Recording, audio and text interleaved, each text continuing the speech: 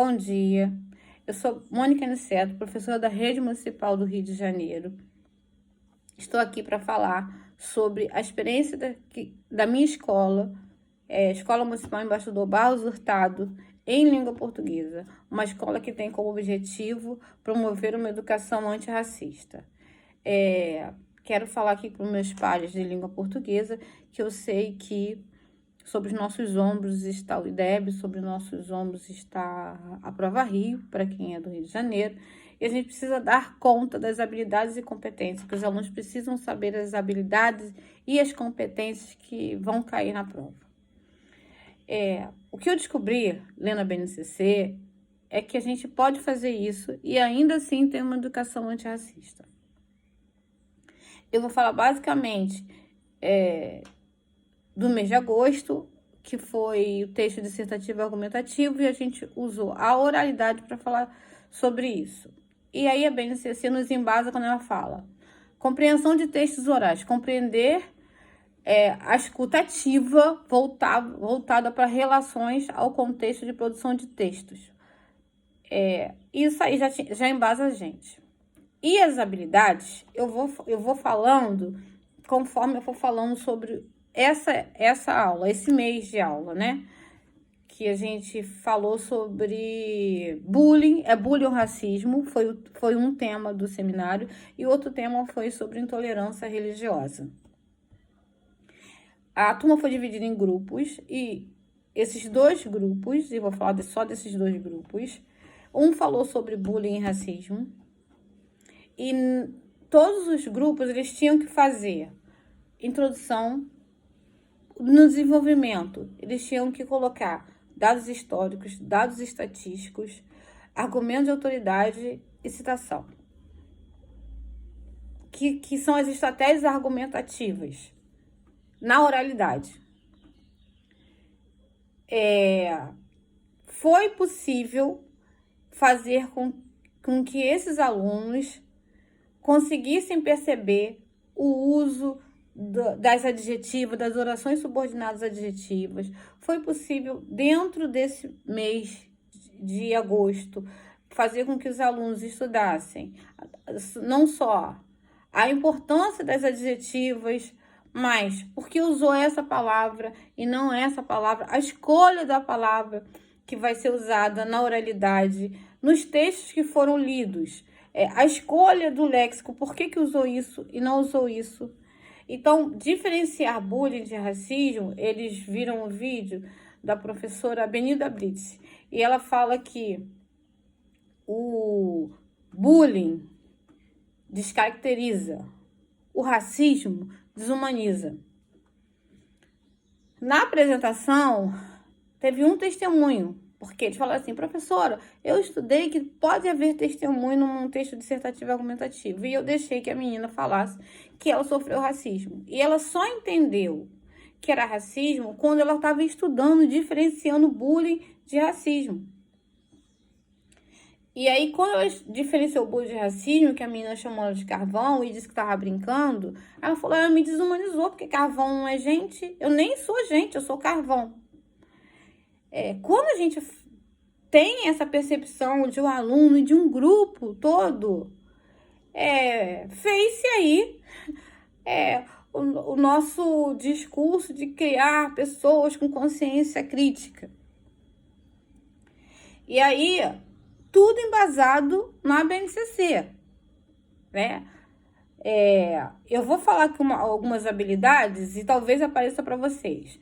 Habilidade EF 69 LP01, diferenciar a liberdade de expressão de discurso de ódio, posicionando-se contrariamente a esse tipo de discurso e vislumbrando possibilidades de denúncia quando for o caso. Isso está na BNCC.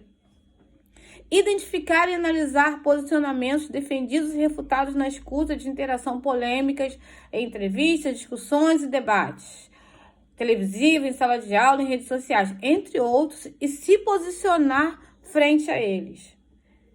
Posicionar-se de forma consciente e sustentada em uma discussão, reunião de colegiado da escola, de agremiações. Isso tudo, gente, tá? BNCC, eu não inventei, não. está escrito, isso é lei, né? A BNCC é uma lei que a gente precisa seguir.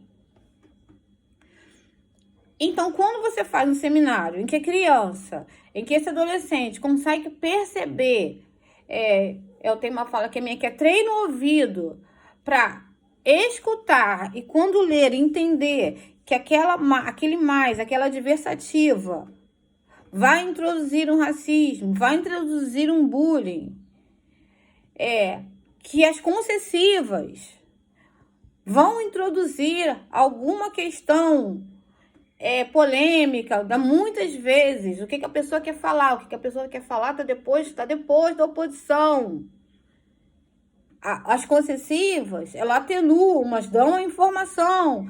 Essas questões de língua portuguesa podem ser usadas tranquilamente em textos de jornal, dessas notícias de jornal que estão no nosso dia a dia. O outro grupo trabalhou intolerância religiosa. O grupo de intolerância religiosa, eu deixei que os grupos se formassem sozinhos das apresentações. E as meninas que eram de religião de matriz africana formaram o grupo. E vieram me pedir, professora, a gente pode vir com a nossa roupa, com a nossa guia no dia? E aí, depois da apreensão momentânea, né, vamos ser honestas, eu fui falar com a direção e a direção falou, pode vir sim. No dia da apresentação, e elas estudaram muito, foi um grupo que eu vi que estava muito preocupado com o estudo, com o que ia falar, com a ordem, se aquilo era uma citação, se aquilo era um argumento de autoridade. E no dia da apresentação, quando elas vestiram as roupas e as guias, e foram para o pátio, porque era antes do intervalo, né, da merenda, houve sim um estranhamento nos 10 primeiros minutos, mas depois a menina que era do nono era amiga da menina que era do oitavo, então eles precisavam conversar, independente da roupa, independente da guia. Então saber que aquelas crianças, naquele momento, estavam andando na escola com as suas guias, com as suas roupas, podendo falar da sua religião, mostrar a pessoa, que eram pessoas que não estavam demoniadas, que não estavam ali para fazer mal a ninguém, era só um aluno. Foi assim um momento mágico, porque quem tinha que correr, correu, porque quem tinha que merendar, merendou. Normalmente, quando nós fomos para o auditório, e assim aí a apresentação das meninas,